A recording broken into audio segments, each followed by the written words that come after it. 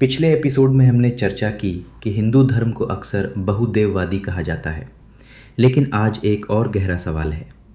क्या हिंदू धर्म में वास्तव में एक ही परम सत्ता है या फिर कई अलग अलग देवता हैं? ये सवाल समझने के लिए हमें हिंदू दर्शन की मूल सोच को देखना होगा।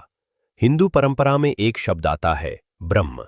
ये कोई व्यक्ति या देवता नहीं है, ये उस अंतिम सत्य को दर्शाता है जो पूरे ब्रह्मांड के पीछे है। मतलब ब्रह्म कोई भगवान जैसा रूप नहीं है? नहीं, ब्रह्म को निराकार कहा गया है।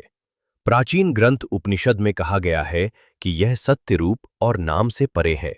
ये वही शक्ति है जिससे सब कुछ उत्पन्न होता है और जिसमें अंततः सब कुछ लौट जाता है। तो फिर देवताओं का क्या स्थान है? देवता उस परम सत्य के विभिन्न रूपों और शक्तियों का प्रतीक है। मान लीजिए समुद्र एक है, लेकिन उसकी लहरें अनगिनत हैं। लहरें अलग अलग दिखती हैं, लेकिन वे समुद्र से अलग नहीं हैं। मतलब अलग अलग देवता उसी एक सत्य की अभिव्यक्ति हैं? बिल्कुल। प्राचीन मंत्रों में यह विचार भी मिलता है। ऋग्वेदा में कहा गया है, सत्य एक है, ज्ञानी उसे अलग अलग नामों से पुकारते हैं।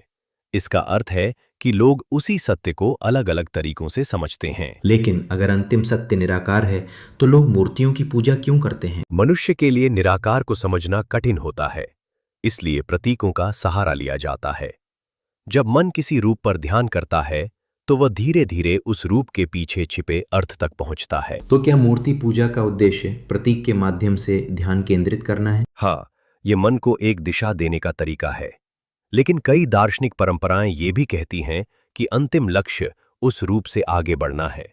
ये विचार तो बहुत दार्शनिक लगता है। हिंदू परंपरा की खास बात यही है, ये केवल पूजा की परंपरा नहीं है, ये प्रश्नों और खोज की परंपरा भी है। यहाँ ध्यान, योग और आत्मज्ञान के माध्यम से उस सत्य को समझने की कोशिश की जाती है। तो अगर हम इस पूरी चर्चा को एक वाक्य में समझें, क्या ये कहना सही होगा कि हिंदू धर्म में एक ही अंतिम सत्य है, लेकिन उसे समझने के कई रास्ते हैं? हाँ, यही इसकी गहराई है। ये विविधता को स्वीकार करता है, लेकिन उसके पीछे एकता को भी देखता है। शायद इसी कारण हजारों सालों से इतने अलग अलग विचार इस परंपरा में साथ साथ मौजूद हैं। जब कोई परंपरा खोज और संवाद पर आधारित होती है, तो उसमें अनेक दृष्टिकोण जन्म लेते हैं और वही उसे जीवित रखते हैं। तो आज की बातचीत हमें क्या सिखाती है? ये कि हिंदू धर्म को समझने के लिए हमें केवल बाहरी रूपों को नहीं देखना चाहिए, हमें उसके पीछे छिपे दर्शन को समझना होगा। और शायद वही हिंदू धर्म को अंदर से समझना है। यात्रा अभी लंबी है और हर सवाल हमें थोड़ा और गहराई में ले जाता है।